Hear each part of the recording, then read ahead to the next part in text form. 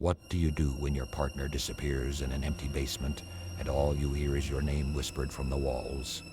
I went down to find him, but what I found was something far worse. I've never been a coward, and this job teaches you to stand firm, even when the world around you is falling apart. But there are events that flip your understanding of reality and make you question everything you believe in. For most people, working in places like this is a calm, routine job, but that day changed my life forever and made me walk away. I still wake up every day haunted by the memory of it. It was just another January morning, cold and gray, the kind of day that doesn't promise anything good from the start. I arrived at the station around 8 as usual. My partner, Mark Evans, was already there. We'd been working together for 4 years, and over time we become more than just colleagues, we were good friends. Mark was the kind of guy you could always rely on, an experienced officer, great at diffusing tense situations with an uncanny instinct for trouble. We had our coffee and started the usual patrol. Nothing special. Routine checks, driving around different areas, a few minor calls. A normal day, no distress calls, no serious incidents. But then, around 2 in the afternoon, a call came in that would change everything. The dispatcher told us that on the outskirts of town, in an old house, there was a man who had been hearing strange sounds and seeing figures around his home. At first glance, nothing out of the ordinary. Mark and I had dealt with similar calls before. Most of the time, it was just frightened elderly people who mistook creaks or shadows for something sinister. We figured this would be another quick check, nothing more. We got into the patrol car and headed to the address. The house was on the very edge of town, in an old, nearly abandoned neighborhood. There were a few homes where elderly people still lived, but most had been empty for years. As we got closer, a strange feeling crept over me. Maybe it was the sight of the old, crumbling building in the desolate area, but there was something else, an unexplainable sense of unease. We pulled up to the house. It looked abandoned. Peeling paint, cracked windows, an overgrown yard. On the porch stood an elderly man, about 70, with a deeply worried look on his face. His name was George, and it was clear he was terrified. "Officers, thank you for coming," he said, glancing nervously around. "I've been hearing strange noises, someone walking around the house, and it's not the first time. They've been coming for several nights now. At first, I thought it was just kids, but no, this is something else." His voice trembled, and from the look in his eyes, I could tell he was serious. Mark and I exchanged glances. At that moment, it still seemed like just another case of an elderly man spooked by creaking floors or stray animals outside. We reassured him we'd take a look and began checking the property. We walked around the house, checked the backyard, the shed, and other outbuildings. No signs of a break-in, no evidence of anyone else being there. Everything seemed normal.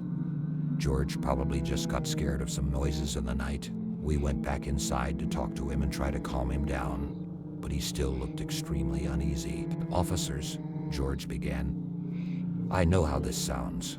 Maybe I'm losing it, but these noises, they're not just outside. Sometimes I hear them inside too, at night. And sometimes I swear I can hear someone walking down the halls, but when I check, there's no one there." We tried to reassure him, but I noticed Mark was starting to tense up. He stood by the window watching the yard. "Eric, did you hear that?" Mark asked quietly, glancing back at me. The old wooden floorboards creaked under our feet, and the air was thick with dampness and something I couldn't quite put into words, an oppressive feeling of dread. It felt like every shadow in the house was ready to spring to life. Mark and I split up. I stayed in the living room while he headed down to the basement to check what might have scared the old man so much. When Mark opened the door to the basement, a cold draft blew out. I stood at the top of the stairs, watching as he slowly descended. He threw a joke my way, something about finding a trapped cat down there, but his voice lacked the usual confidence. The stairs creaked under his weight, and soon his footsteps faded into the basement below, leaving me alone with the silence. A few minutes passed, and all I could hear was the faint echo of his steps. I called out, "Mark, you find anything down there?" But there was no answer. A strange sense of anxiety crept over me.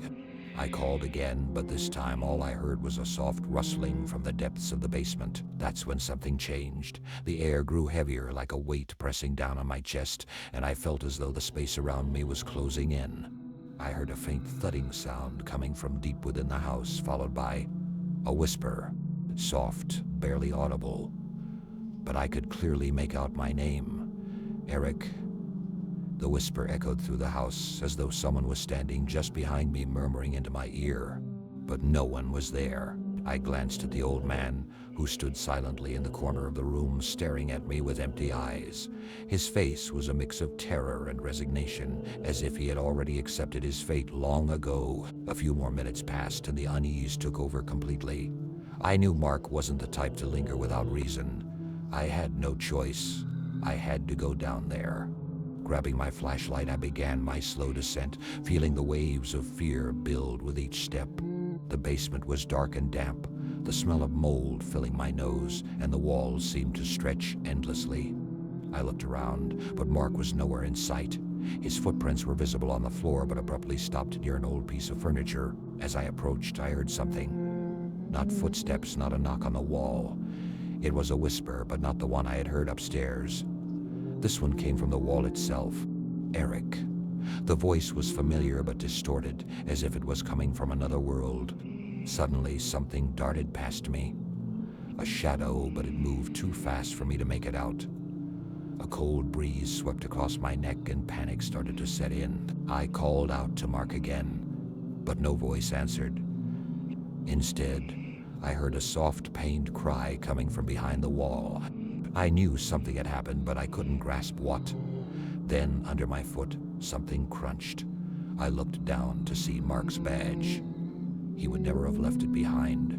It was a sign of trouble. I tried to find the stairs, but the house had changed. The staircase I had just descended was gone. All around me was darkness, closing in. And then I heard Mark's final scream, wild, desperate, full of pain and terror. I ran towards the sound, but when I got there, nothing remained. Only cold walls and that relentless whisper, growing louder and more insistent. Eric. Eric. I couldn't take it any longer. The whisper seemed to come from everywhere, from every crack, from the air itself. Panic overwhelmed me. I started to rush through the basement, searching for any way out, but the walls seemed to move with me, tightening the space around me. And then, in the far corner, I saw him. Mark stood there, his back to me, motionless like a statue. His head was hanging down, his arms limp at his sides. I called out to him, but he didn't respond. As I drew closer, I felt the fear rising, making my muscles tremble with tension. When I got closer, he slowly turned his head towards me. His face, it was twisted, as though he had seen something beyond human comprehension. His eyes were empty, like his soul had left his body long before I found him. He opened his mouth, but no sound came out. I tried to move closer, but something held me in place. The fear had gone too far. I couldn't move anymore. I realized there was no way out. This place didn't want to let us go, and then I heard it again. Eric. I dropped everything and ran. I didn't think about what was happening to Mark anymore. I didn't think about anything. I just ran like I had never run before. I burst out of the house, not even remembering how I had opened the door, how I had escaped that cursed place. The rain poured down on me, but I kept running until I reached the car. That day I quit. I couldn't go back to work. Mark was never seen again, and the old man died not long after. But every time I fall asleep, I still hear that whisper, Eric. And I know that one day it'll come for me too.